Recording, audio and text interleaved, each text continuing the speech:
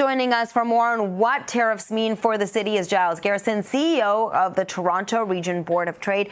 Thank you so much, Giles, for joining us. When you first heard of this news that 35% tariffs on all goods coming from Canada, what were your thoughts? Well, I think my initial thought is probably what a lot of other people thought, which was it's a bargaining tactic, it's a pressure tactic.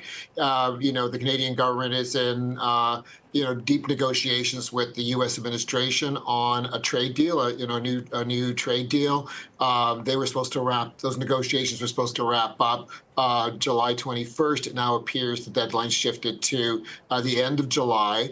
And I think, this is, we know that President Trump uses highly unorthodox strategies for his negotiations, puts maximum pressure on his adversaries, if you will. And that's what's happening here now. I think it's in the final stages of these negotiations. He's putting a lot of pressure on Canada. I mean, it's really difficult, it must be, for the Canadian government to deal with this kind of person or this kind of government. What do you think that they should do in order to help combat it? Well, doing what they're doing already, which is to keep a cool head and double down on these negotiations to secure a trade deal and the best deal we can possibly get. I think there's no question it's not going to be the same deal we had before. We're not going to have the unfettered access to the U.S. market that we've had in the past. And what that means is that I think the government of Canada and the provincial governments are going to have to work really, really hard to make Canada a more competitive economy. I mean, the reason tariffs hurt us is because we're a fairly high cost economy as we ship product into the U.S. and add tariffs and it's very hard to sell. We're seeing that now with steel. 50% steel tariffs, which are unbelievable. I mean, that is really shutting down our exports of steel to the U.S. Same would be, and I think with autos, we've got a 25% tariff. Now, it's true that American components in automobiles we send south are tariff-free, but that still leaves you with maybe half the product coming from Canada has a 25% tariff. So overall about 12.5%. That's a significant cost for us. We've got to get these costs down.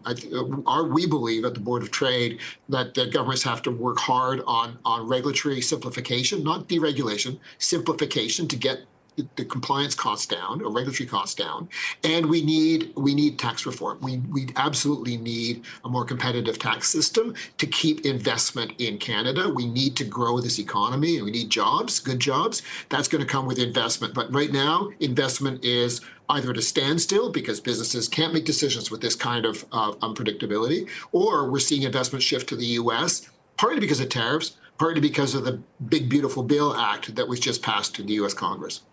So we know that negotiations continue until August the 1st, but we've seen President Donald Trump go two ways. Sometimes he makes good on these promises, and sometimes he pulls back at the 11th hour.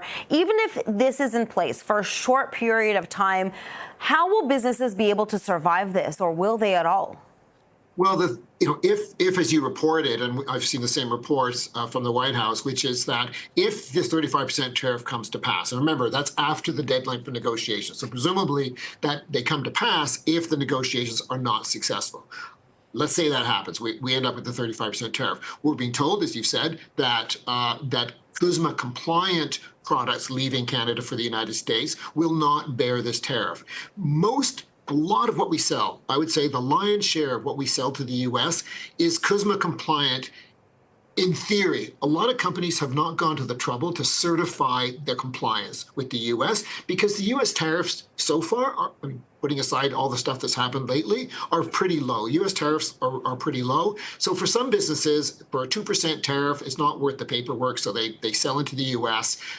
They might have some foreign components, say from China or Vietnam or India or someplace else, that would not make them not compliant. So they're willing to sort of bear the 2% or 3% or 4% tariff in order to get into the U.S. market. It's cost of doing business. When you move to 35% or even 25%, that's a different story. And so you have to, then what you want to do is make sure that you're certified as CUSMA compliant. And it will be relatively easy for many, many, many Canadian companies to do that. And many of them have already moved in the last couple of months to become CUSMA compliant. So then they will have a zero tariff, and they'll be fine as long as it's not. We got to get these steel tariffs down at 50%. They're really killing our industry, and it's unacceptable. And on autos at 25%. Even with, as I say, the 50%. If you've got 50% U.S. content, you're not paying the full tariff. Still a problem for us. We're seeing Canadian auto exports shrink quite rapidly. That's Canadian jobs. In not just directly in manufacturing cars, but also in the supply chain. This is very, very harmful. Those things have to be addressed. But we also need to see, we also need to get our economy into fighting form. And that means we need tax reform, and we need, to have a more competitive tax system, and we need regulatory simplification.